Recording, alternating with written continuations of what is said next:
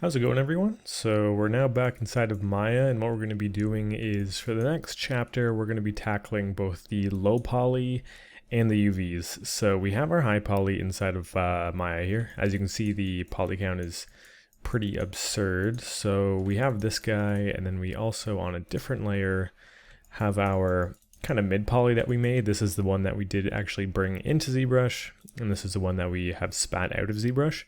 So like I said, we're actually going to be mixing the UVs and the low poly both into the same chapter. I originally thought I was going to do these two separately, but after kind of thinking about it a little bit more, there's a lot of parts of this model that we're going to be duplicating around, like the feet, for example.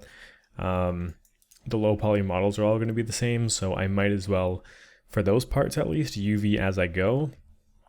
For some of the bigger parts, I'll probably save the UVing to the end, but anytime I'm doing something like this guy here, for example, and I know I'm just mirroring it over. I'm just going to do one, sort of clean it up, do the UVs for it, and then flip it over, just so that way we can just save as much time as possible. The low poly for this is, I feel like it's going to take longer than the actual high poly chapter did, but nowhere near as long as the mid poly. We got most of the hard work done here, so what I want to do is kind of make a new layer here. We're going to call this one let's see. Oh, got to click on this box here.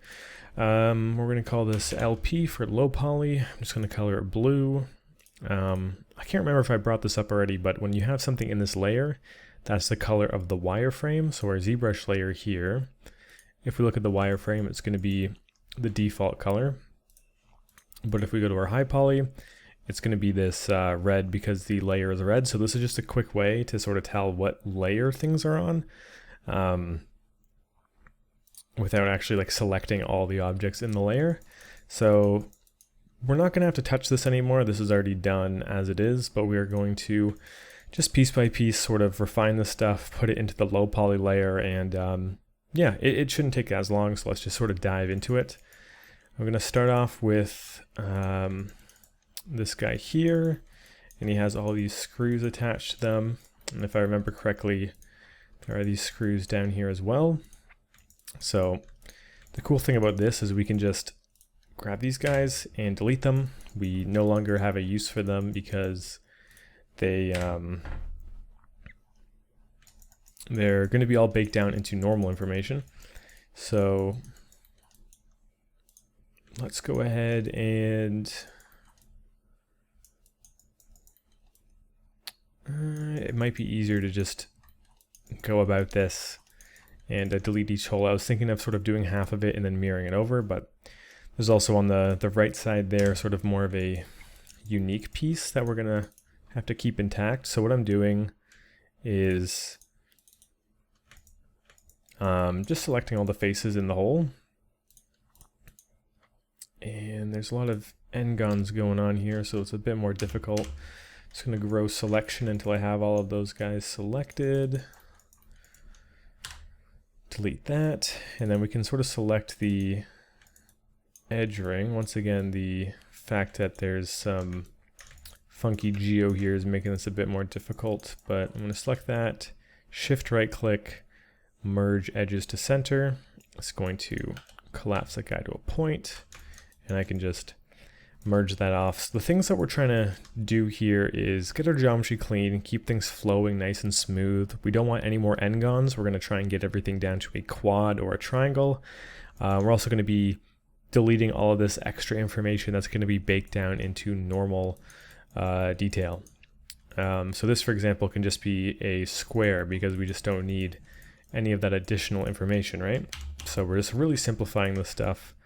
And this pass is definitely not the most interesting part of the modeling, but it's arguably one of the most important just because this is actually what our final model is going to be.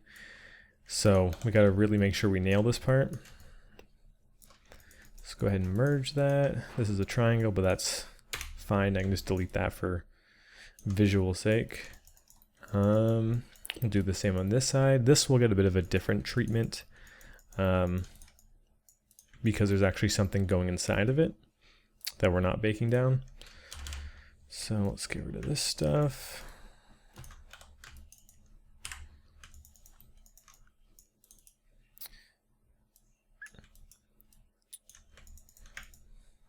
Oh man, so right now is kind of the whole coronavirus outbreak. So I'm actually using Macs at home for the work that I'm doing. And using Max and Maya from home is kind of messing with my brain a little bit. But we seem to be going along still at a pretty good pace here. So let's keep going. We're almost done all these top ones.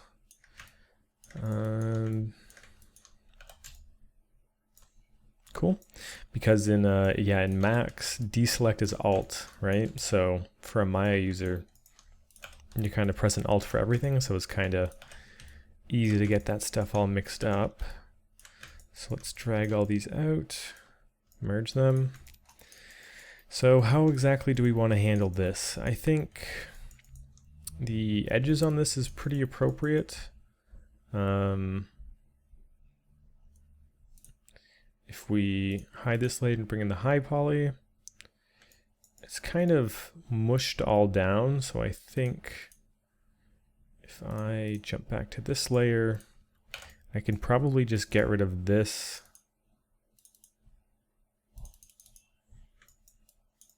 line.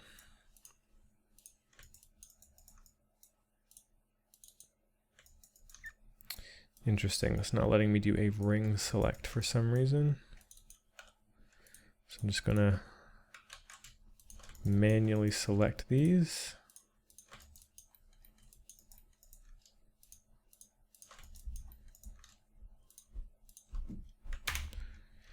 So that should be good enough for the bake information. If I unhide that, and we can sort of turn on our wireframe.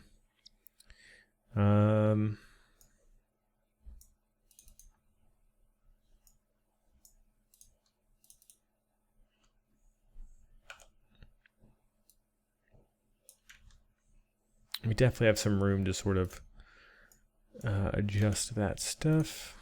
I'm just trying to figure out why it's not liking me going for a ring select here. That's kind of weird.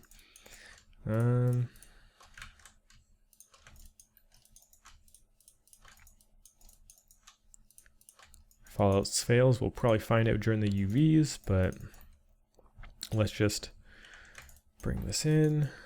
Let's shift period to grow the selection and just sort of grow this out a little bit.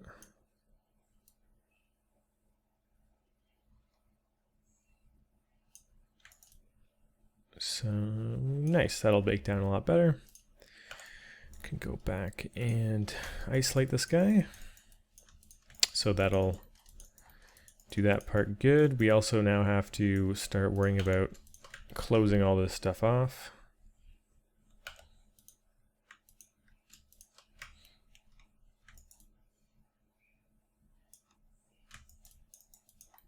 And it doesn't want to do that either. Something weird is going on here.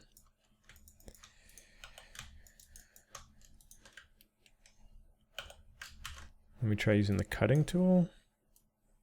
Cutting tool works just fine.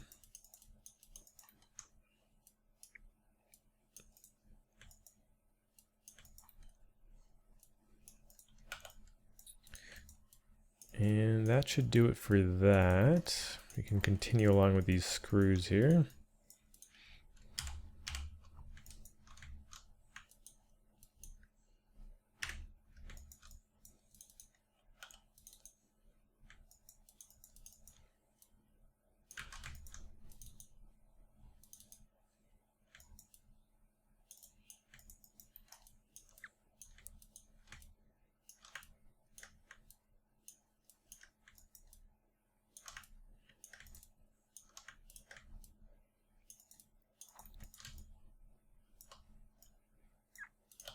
Just merge that off where it makes sense. This one can just be merged down here. Merge that down.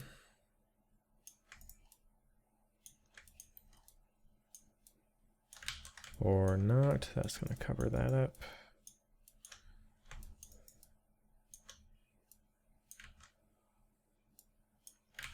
We'll come back to that. We'll just do the screws for now.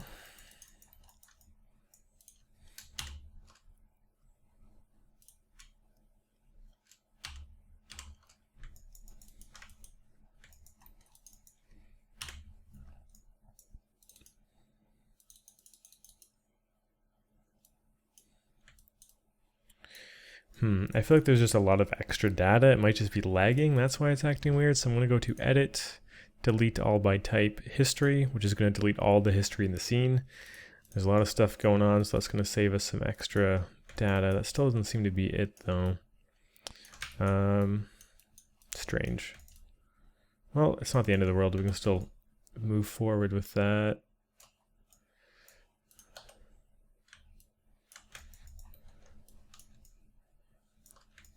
Okay, just got these two, and then we have a few hidden underneath.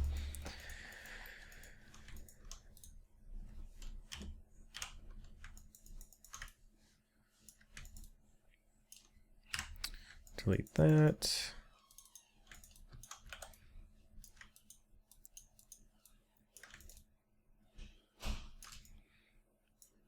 Merge that to center, snap it over to the side.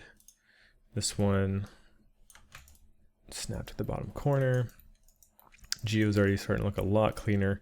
These screws on their own have done quite a bit of damage to kind of make this mesh a bit of a nightmare. So we're just going to be able to quickly clean all that up. Lucky for us, most of these things don't have too many screws. It's just this front plate and the sort of main shell of everything. That's kind of the biggest burden as far as this cleanup goes. Everything else is mostly going to be poly count and UVs and whatnot. So let's go ahead and merge all that. Seem to have some stuff to work on here, but let's go check out what's going on down here. This is an interesting one. So we do, if we unhide everything, we have a tube going through here, and in the high poly, you can't really see any gaps, so I'm thinking we could just bake this down to normal information and just save a little bit of geo. So let's go ahead and just straight up delete all of this. I'm finding it really strange that ring selection isn't working anywhere, even when it's supposed to.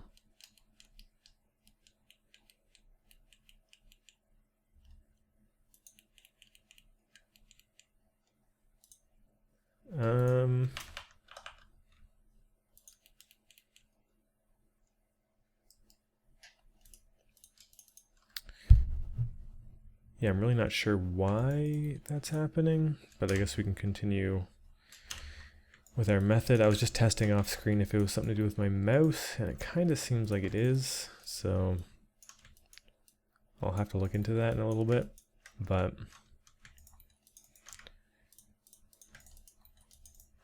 we should be able to work around that for the time being. Nothing here so far is too difficult to do without that. It's just a bit of an inconvenience. So let's go ahead and remove all of this.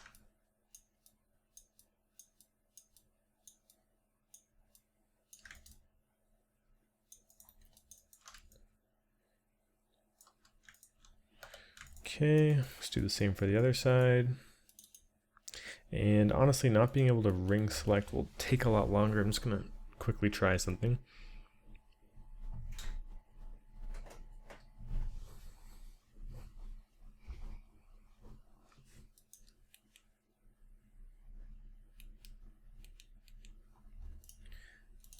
Okay, so I just unplugged my mouse and replugged it back in, and that seemed to do the trick. So we're going to be moving a lot faster now. Okay. So yeah, we can just straight up delete all of that because the screws are going to be baked down like normal information.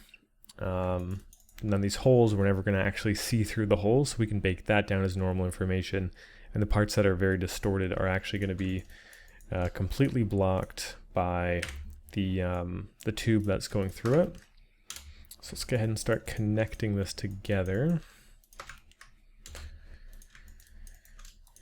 And this is obviously way less geometry than if we were to have a hole going through it.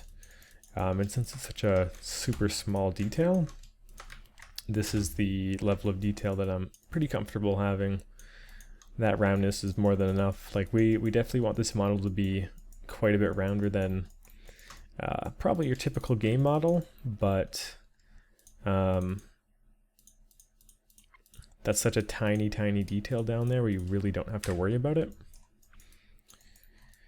Okay, let's go ahead and start doing this infinitely faster now that we can just double click and move along. So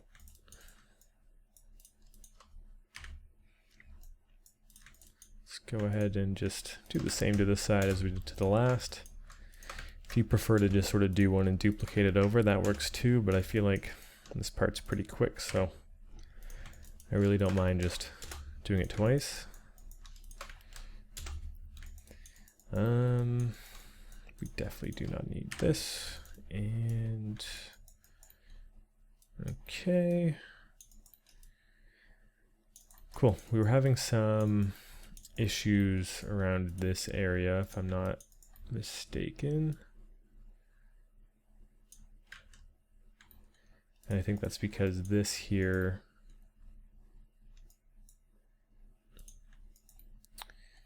is not welded properly. This needs to be snapped onto here. Merge verts, that way.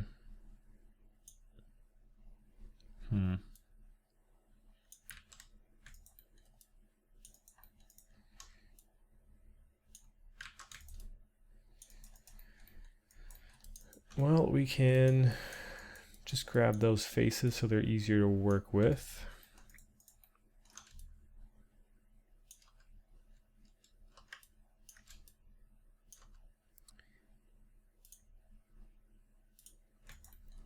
And we can see what's going on. Definitely some weird stuff. So if I start to move this down, yeah, there's just a gap. So this should be pretty easy. I'm just going to add a cut here and attach it here.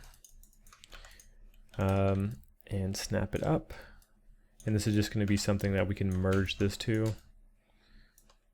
So it's not going to be causing that issue. Of course, over here, it's still going to be a problem because we don't have a similar situation going on over here. So with those guys anchored down, that should take care of that.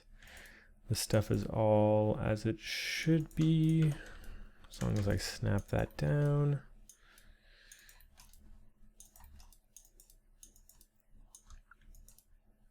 Yep, that's all proper geo. Just making sure there's nothing that is a face with more than 4 sides. And everything's kind of anchored down properly. Okay. And let's do the same thing on the other side.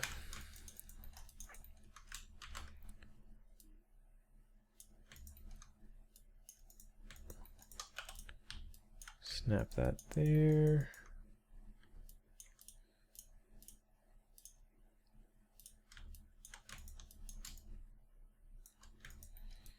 And then this side as well.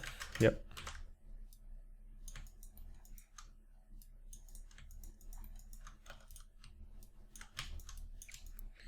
Merge all that. I just want to make sure that this is all flush because that will affect, yep, that'll affect the normals that we're baking later on. I'll definitely be explaining a lot more about that when we're actually doing the unwrap on this part as well as the bake itself, but let's go ahead and flatten that all out. Forgot to include this part in the flatten. It's all flush, so it's important to keep that together. Just as like a really quick explanation, so as you're doing this, you can sort of understand why I'm stopping to do this stuff. When we're baking, things either have to be a 90-degree angle between transitions or an organic sort of like less than or more than 90 degrees. Obviously it has to be one of those two. Those are the only two options, but depending on which one of those it is, we get to treat if the edge is hard or soft differently. So I'm just sort of making sure that visually, if it looks like it's 90 degrees, it actually is 90 degrees. That way I'm not second guessing and can actually make a pretty good assumption as to if it's a hard or a soft edge when I'm going through that stage. Another thing I want to do is I definitely want to round this out a little bit more. It seems round, but it is decently chamfered, and it is kind of like the center stage of this model. So let's just go ahead and quickly grab these guys, deselect the ones on the back that we don't want to get rid of, like these edge ones, and control backspace. So from here, I'm literally just going to make this stuff rounder by selecting the edges, hitting Control B to bevel, and it's just going to add in a lot more edges to smooth it out. And that should do it.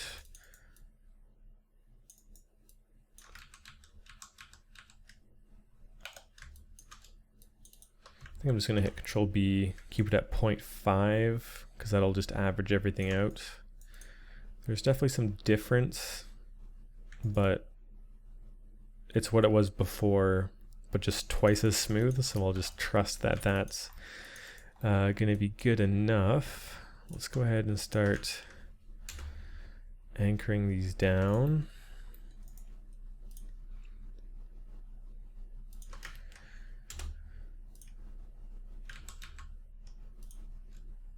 So I'm going to try and just keep this as symmetrical as possible.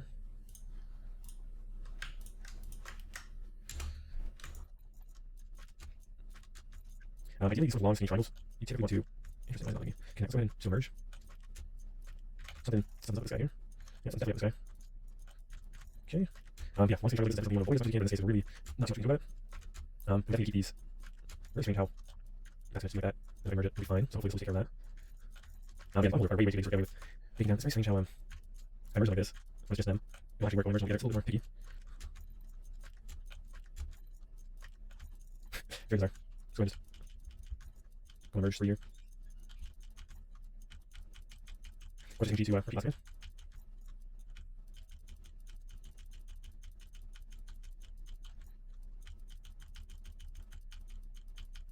Okay, 1, 2, 4, 1, 2, 4. So let's start going inside out now. If I go and hit spacebar, let's try and go to the exact middle line, which would be this guy. And just start cutting out.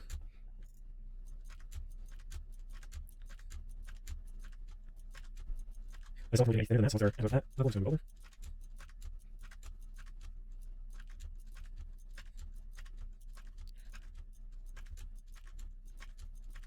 Okay, keep going. So maybe actually better focus. I don't have to duplicate over, all things considered. But anyway, pretty much wrapping this up.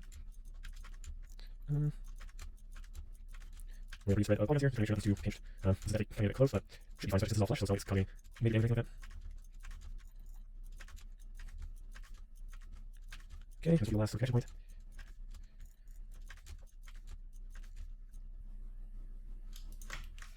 Nice. So for this guy, it kind of seems like, oh, we forgot to do the inside. I'm also going to take care of this before I forget about it. I'm going to have to close these guys off. Like I said, the low poly really isn't the most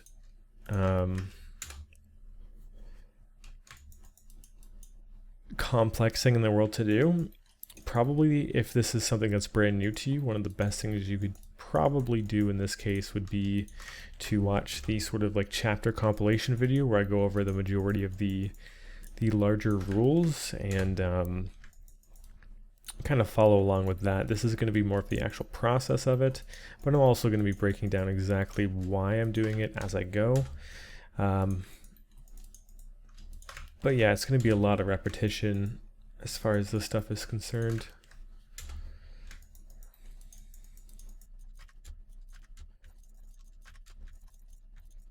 Okay, let's definitely these. Should be more like that.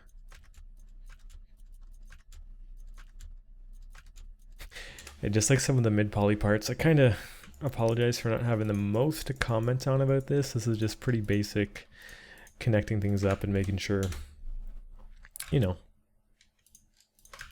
the topology is good, kind of triangulating it and making sure that there's going to be no wacky geo or n-gons, you know. So the reason we don't want sides with more than 5 faces is because then when we start to bake things and we start to bring them into engines, each different engine is going to kind of figure out how the polygons are going to be distributed. So when you start getting that stuff done automatically, sometimes it turns out really good, and sometimes the engine or whatever you're using doesn't exactly know what you want and it gives you some funky results. So me controlling it this way is going to let us get some better bakes. It's going to bring it into the engine with no artifacting or sort of weird issues that you might expect. So it's just one of those cases, better safe than sorry.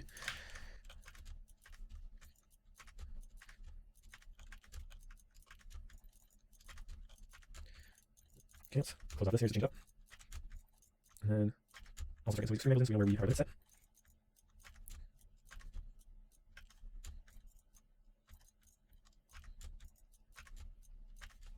Okay.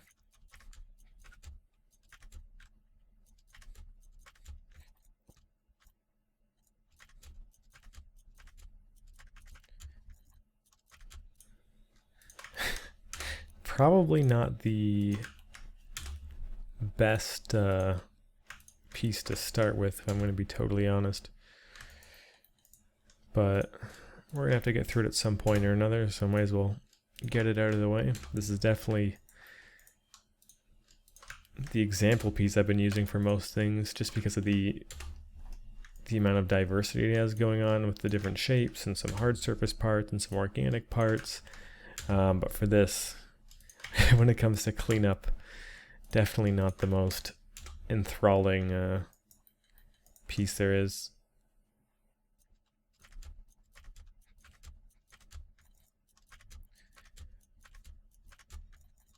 Okay, just a few more.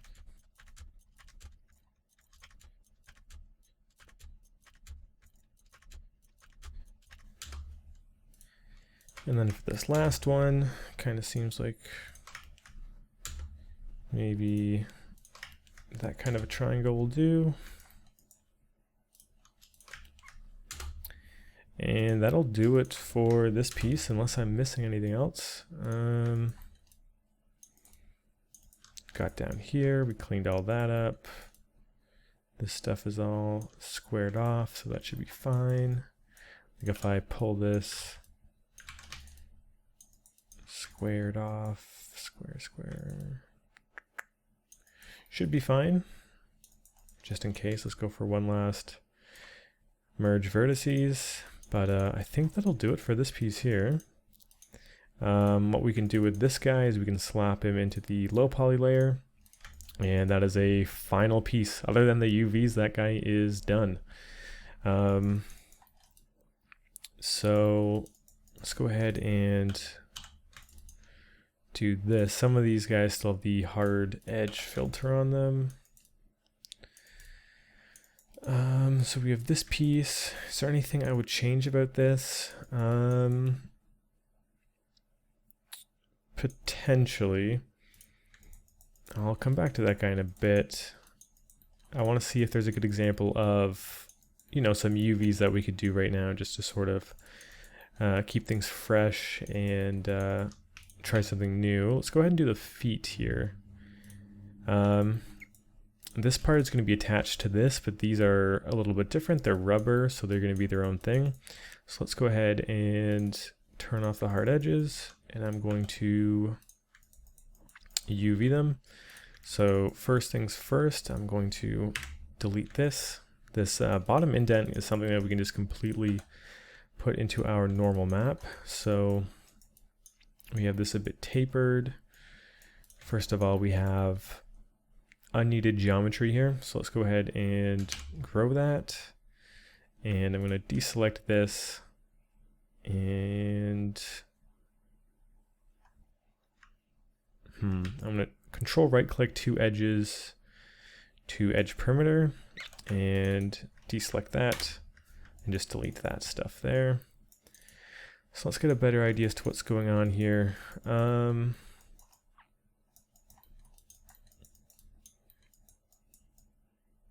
There's a bit of a gap here now, so let's snap this up and let's bring the high poly into view to get a better idea as to what's going on here. So this is definitely chamfered. I can hit Control B to bevel it. We can try and get that look a little bit better. As far as adding more segments, I really don't think it's necessary for such a small piece like this, so I'm just going to leave it as is. And we kind of want to get this just as close to the high poly as possible. So let me just grab these edges down here and shrink it in. So I like this, where it's just barely poking through. And then I'm going to want that up here as well.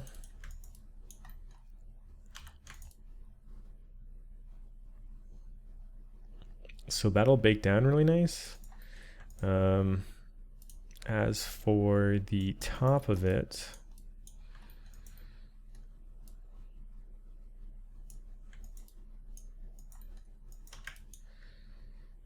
let's turn off wireframe and hide the high poly.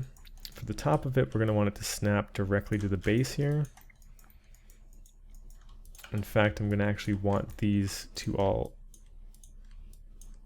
actually be super flush with it. It already kind of seems like they are, but I'm just going to actually go ahead and snap it all the way around just in case.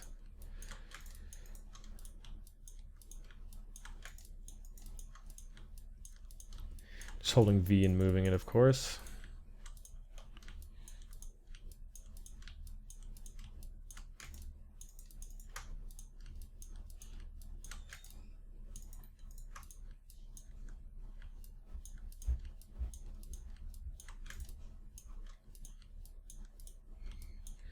And that should be all the way around. So let's go ahead and delete this top. It's not actually visible. And then with the bottom, can delete these guys. Collapse that to the center like we've done before. If we really want the lowest poly count possible, what we can do is connect the ends like this. When you're trying to get the lowest poly count with a cylinder, this will actually get a lot less than if you were to have everything merging in the middle. Not a lot less, but like it'll save you a few polygons, and since we're duplicating this around, we might as well save as much geo as we can. This is a pretty monstrous asset overall as far as poly count goes. So this is good. I might actually have these two feet pieces be one and the same. If we hide this for a second and we go to our high poly, this is its own piece and this is its own piece, but we can combine them in the low poly. It's okay if these are detached because it already naturally looks like there's a difference going on here, so I'm cool with that. Not the low poly layer, we want the Zbrush layer. There we go. So On that note, let's go ahead and shift right click extract faces. So this is its own mesh. And we can focus on this, get it nice and good with the UVs laid out, and we'll duplicate it around. And on that same note, we will do the same with this guy. So extract faces. But let's start off by making sure the actual geo on him is good.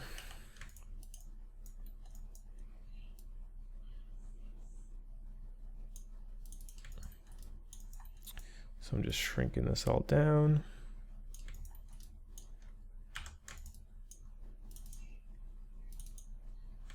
And then is there a face on the top? Yep. So shrink that down as well.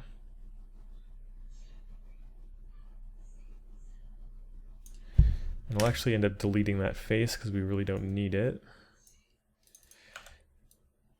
Lower this down, plump it out a little bit.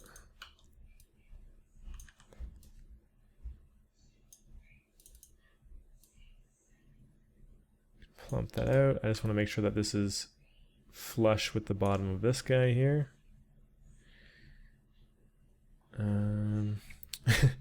That's another thing to note when you're doing vertex snapping with this many verts. You should probably turn off the high poly. It gets a little bit crazy pretty quickly. But it seems like that'll do it. It's a pretty basic shape overall. We can actually just do a mesh, combine, and merge all the verts on this. And then this individual piece will look something like this.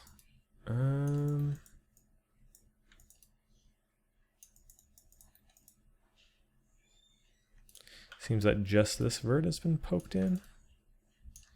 Interesting.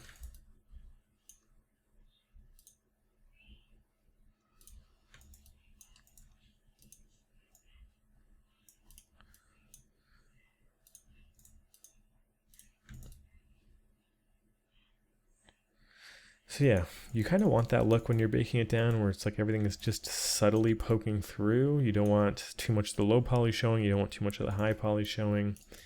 This is kind of the look you're going for, and it even seems like the high poly is a little bit squished in, so that's good. Cool. Let's go ahead and UV this guy, and I'll show you guys what I'm talking about. So if we go to our UV editor, this mine pops up on the other screen. This is probably going to be one of the more interesting parts of the tutorial. I'm definitely used to UVing on multiple windows, but we're going to be kind of confined to just this one for now.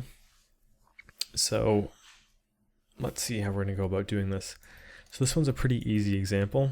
I'm going to take this, project it by camera. We're going to need a seam somewhere. So let's go ahead and add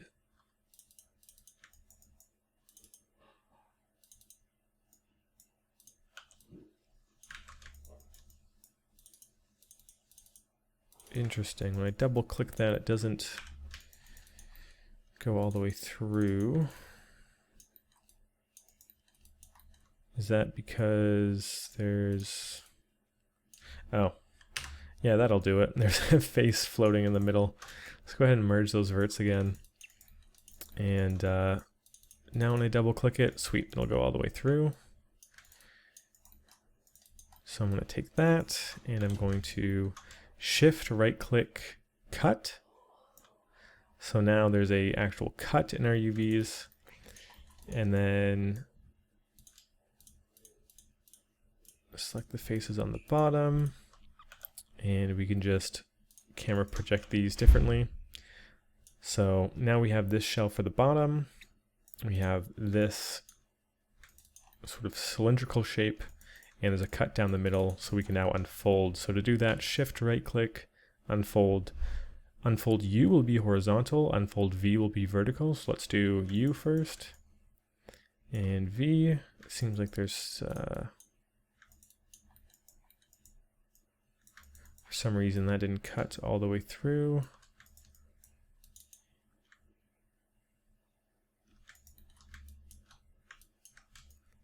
try that again. There we go. So just straight up unfold. And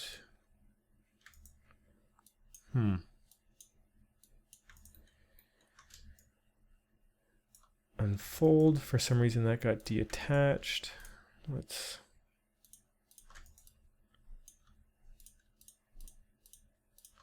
reattach the part that's supposed to be there, and we'll stitch it together so it's slapped on.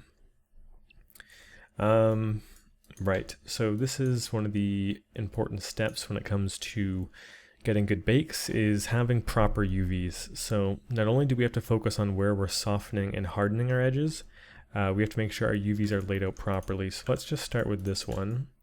This will be an easy one. Unfold U, unfold V, or we could just straight up do unfold. And we want to sort of orient things where they're pretty all horizontal or all vertical. And the reason we're going to do that is because pretty much we're going to be baking our normal information to a texture, and textures use pixels, and the straighter we keep things, the less chances there's going to be some weird sort of angle and fuzziness, especially at lower resolutions. So if we can keep things straight here, we can afford to make things a little bit smaller and lower res while still maintaining a seamless texture. So let's move forward with that. It seems I've somehow put on grid snapping, so I'm going to reset my tool and reset tool. And I guess it is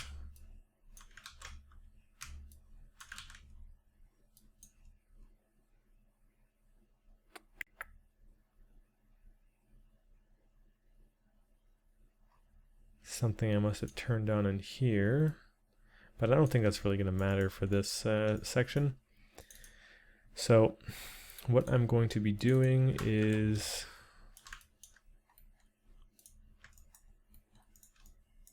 flattening this guy out. Now, there's a few ways we can do this. The first way is to select all the UVs row by row, go to the align and snap, and we can just snap this down, snap this down, and each one of these icons represents a different snap. So this is all the way to the left, align it in the middle horizontally, all the way to the right, all the way up, vertically middle, and all the way down. And by middle, it's just averaging it out. So what I'm doing is just snapping all of these guys down to their lowest point.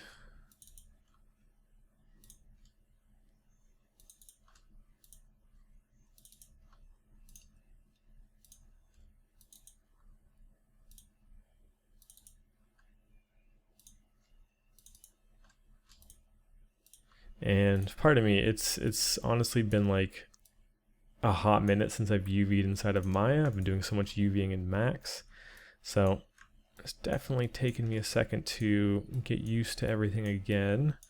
I definitely prefer UVing inside of Maya, so it shouldn't take me too long to catch back up to speed. But what I'm doing here is I'm pushing these borders to their sides, grabbing everything in the middle, and if we just unfold U, it should line everything up pretty good. From here we can just sort of select this and average in the middle. Average, average, average, average, average, average. Just hitting G. And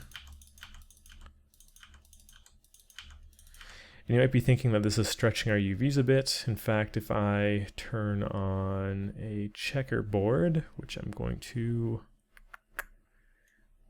use a script for that. You think it might be stretching. The stretching is very, very minimal, and honestly, I'll take a little bit of UV stretching over broken normals any day, especially because we can still go in here and fix this stuff up pretty easily. I'm just going to be manually sliding some of this around.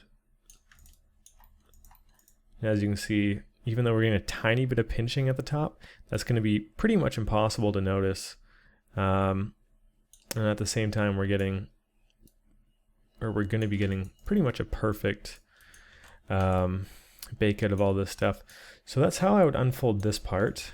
The script I'm using here is by Malcolm. I think it's Malcolm361. If you Google Maya plugins, he will come up right away. This tool will probably make your UVs 5 times faster.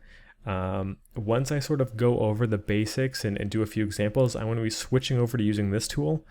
And what this tool basically is you can planar everything from X, Y, Z.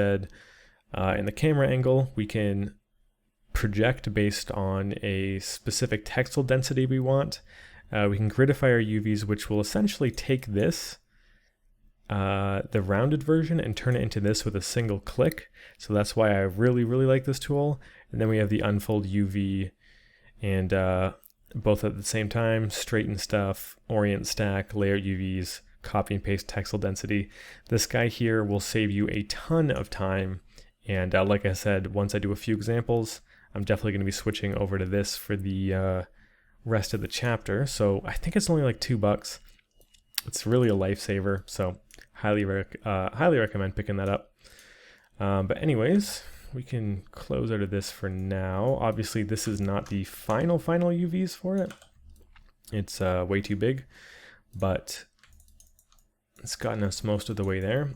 So with this, the rules for baking is essentially anytime there's a 90-degree angle, you harden that edge. Everything else is a soft edge.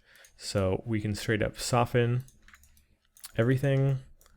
But down here, this is a 90-degree transition. We harden that. And now if we were to bake down the leg directly onto this, we would get a perfect bake. Everything's set up exactly as it's supposed to be.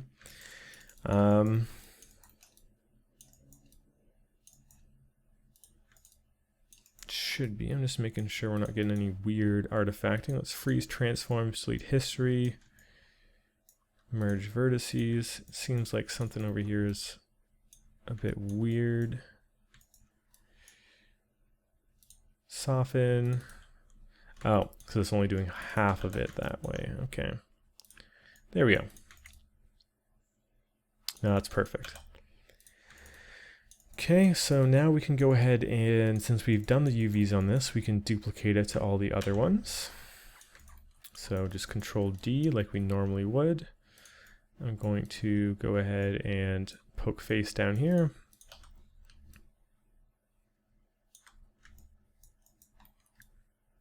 Snap that into position. And delete the existing ones. Let's just slap on the high poly to make sure we're getting that pretty even all around. Okay, good, good.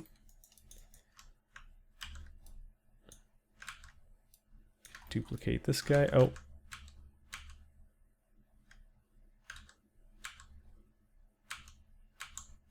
Yeah, before I delete those guys, I should probably duplicate these all around. So let's go ahead and do that.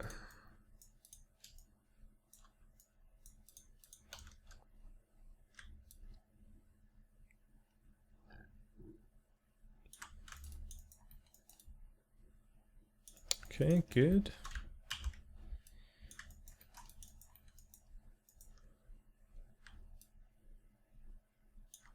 Okay. So now we can delete those, and we can combine all of these pieces. The only other thing I would suggest for this is if we go to our UV editor and select these guys, it's going to show us where our seams are. And since we duplicated these guys, these seams are on the outside. So let's just go ahead and rotate them inwards. Texture seams like this, we obviously don't want to be visible, and we have a really good chance of hiding them so nobody sees them if we just tuck them inside like so.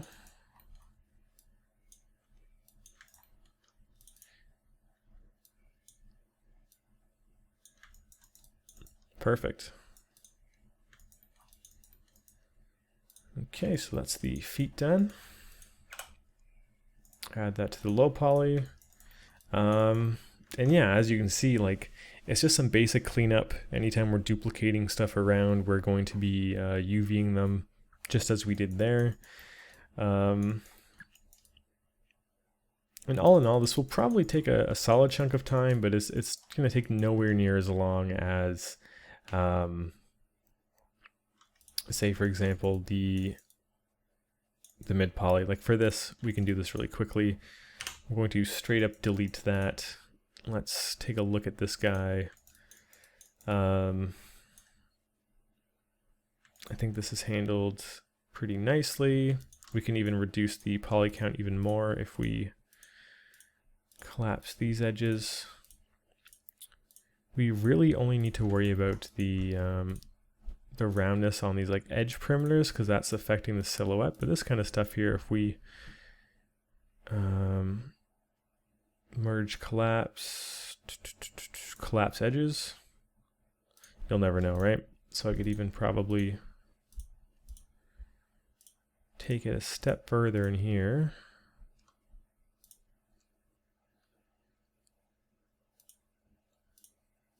Unless there isn't the correct amount of edges. No, there should be. But at that point, it's pushing it a little bit too far.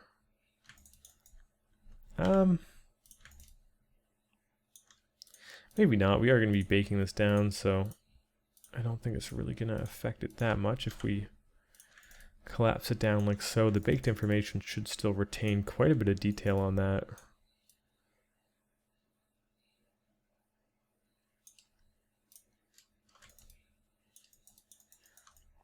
We're also not going to be needing this. So we can just merge to center, delete that, and close that off.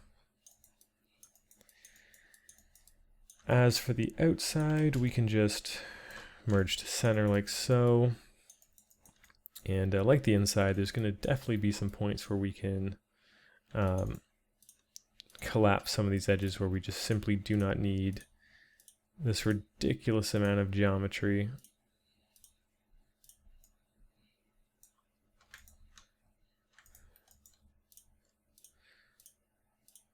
So especially closer to the middle where we aren't going to be seeing the silhouette, I'm just going to go through and do a quick pass.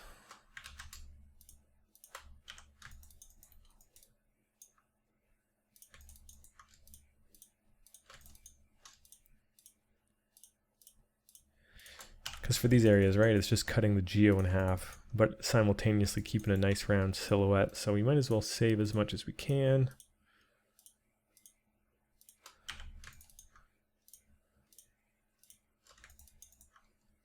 And this might be the last loop for it, because I still want that silhouette to be nice. I'm wondering if in the middle I could get away with more. Yeah, like there's fine, but 1, 2, 3, 4, 5. 1, 2, 3, 4, 5.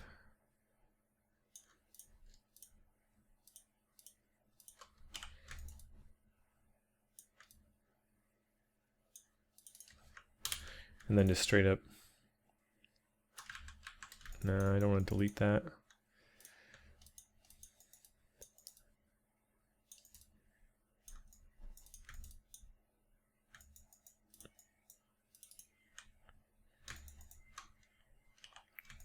Seems to have lost a bit of roundness while we were doing this, so I'm just going to pump this up a bit. And then definitely one of the downsides of this is you can't just ring select it like you normally would.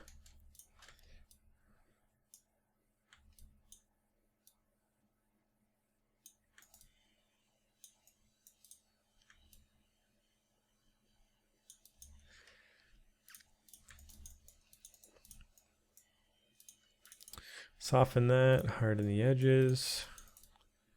So let's cut the geo way, way down while simultaneously if we turn off wireframe.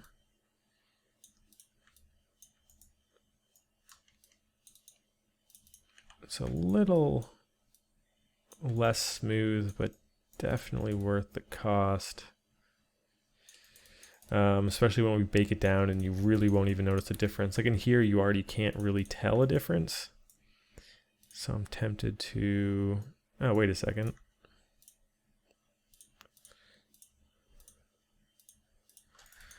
There's a ring of verts here where I guess I deleted the edges but didn't get the verts attached to them. Let's go ahead and delete those.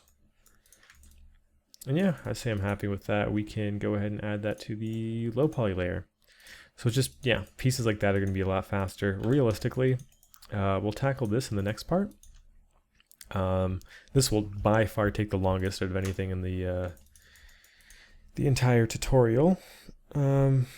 Maybe potentially rivaling this, but I feel like this won't take as long because it should mostly be set up. I suppose I probably should have cleaned that up before I did it, and the keycaps might take a little bit of time, but we've been recording for an hour. Let's just get a few easy ones out of the way. This one, pretty straightforward.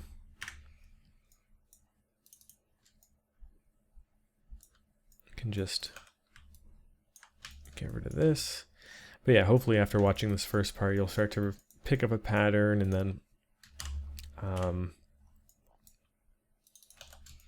the rest of it will kind of fall into place. There might be the occasional one where it's a little bit different and more difficult to handle, and especially later on when we're doing UVs, it might be a good idea to sort of pop back in here and see what's going on. Faces like this we can delete because nobody will ever see it. Just kidding. You can see underneath. Interesting.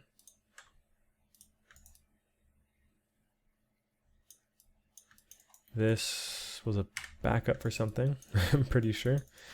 But yeah, we can delete the screws on this and send this off to the low poly zone.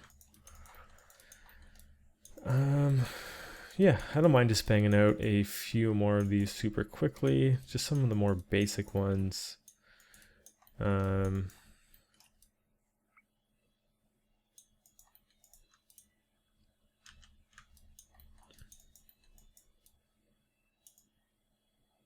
Yeah, these are good examples.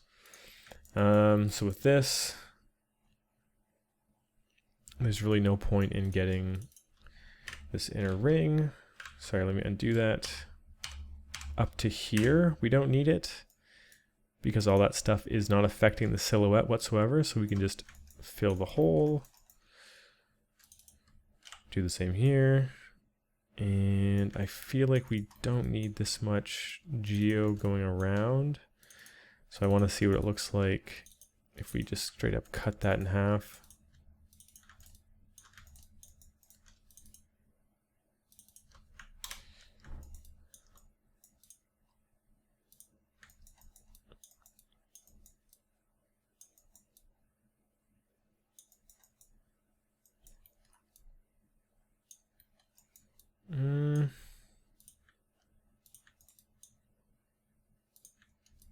It's definitely looking a little bit chunky, but I don't think we'll ever get too close on it. Maybe like this close tops.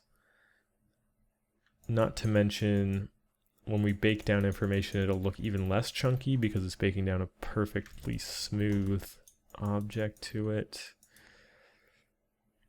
Yeah, it'd be kind of silly to have a ton of geo up there anyways.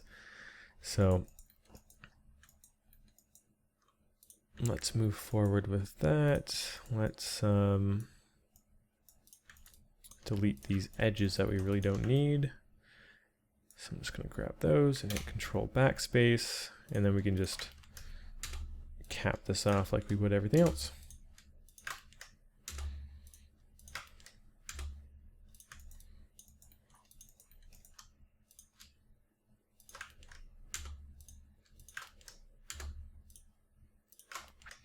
So since we're duplicating this guy, let's use this as another example for how we would properly UV this. I'm actually going to straight up extract faces and make it its own, make it its own mesh. So, UV editor. I'm going to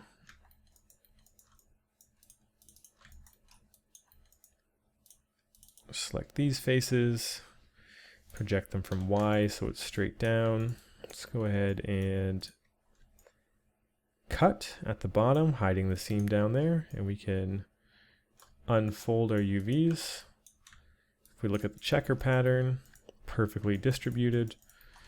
Another thing that I forgot to mention is anytime there's a hard edge, aka a 90-degree angle, not only do we have to harden that edge by actually like hardening the edge with the mesh display option, we also have to cut the UV shell there. So this, for example, let's just project that from X. But the thing is, we have to keep in mind, we have to actually project it as a different shell. We couldn't like attach this. If we were to attach these two, it wouldn't have a proper bake. So anytime a 90-degree angle occurs, harden that edge, break off that face to a different shell. This is another 90-degree angle. So once again, I'm going to be projecting this from Y. We're going to cut it. We're going to unfold V. And then these faces project by X.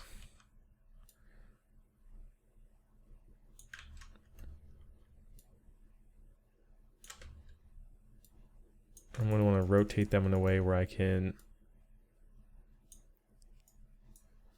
fully straighten this shell so these guys are perfectly straight. That's another thing that I like this UV mapping tool for, is if I select this shell and I go to straighten shell, or I think I might have to have the UV selected. Yeah, it'll line it all up perfectly straight. So you could do that with the align options, or like this plugin is just a insane time saver when it comes to that stuff. So there's that side. Then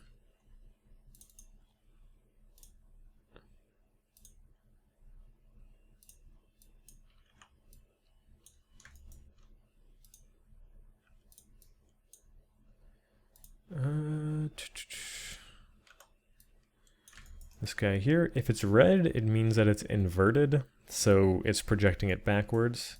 We can simply fix that by going to modify flip, or you can unfold it. That should usually do the trick as well. But let's just keep this up.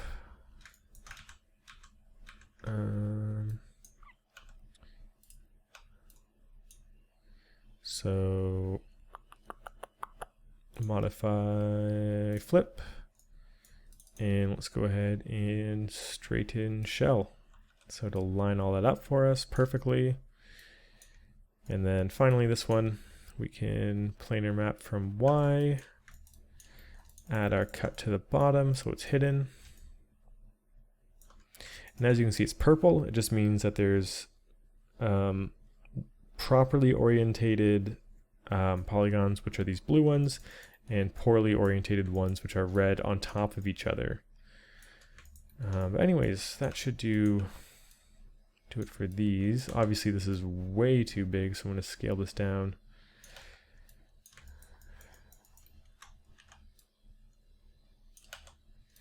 Which obviously this is still way too big, but it's infinitely better. So let's go ahead and move our pivot to the corner. Control duplicate this guy. Move them all the way over. And then grab the old one and delete it. We can just sort of mesh combine these guys, and then an auto smooth should do the trick on this, because these are all 90-degree angles. And send this guy off to the low poly zone. So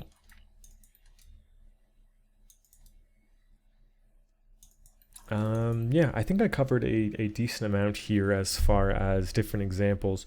I'll probably do a few more parts like this, and then we'll see if I'll continue on the tradition of the high poly section where I just kind of speed up the majority of it. Maybe I will compile all the really difficult ones and just do those, and leave all the really simple, you know, polls and stuff like that to sort of do on my own, or at the very least just record it and you know, post it as a different part where I lightly commentate on it. Anyways, guys, that'll probably do it for this part. So hopefully you guys did enjoy this, and hopefully you learned something. We'll be doing the rest of this pretty quickly. Like I said, I think after the mid-poly, that was a bit too much to sort of lay down in one section. So I'm going to try and think of a better way to sort of go about this. There's a lot of components, so maybe I'll focus on maybe the keyboard, some of these more interesting areas, like this, and the frame, and then a lot of the more basic stuff like the polls and, you know, the area back here I might just sort of leave to just sort of speed up and commentate over in post. But anyways, guys, hopefully you enjoyed this. Yeah, I'll figure it out in the next one. I'll have it all figured out by then and explain it to you guys. But anyways, thank you guys for watching. Hopefully you enjoyed, and I'll catch you in the next video. See ya.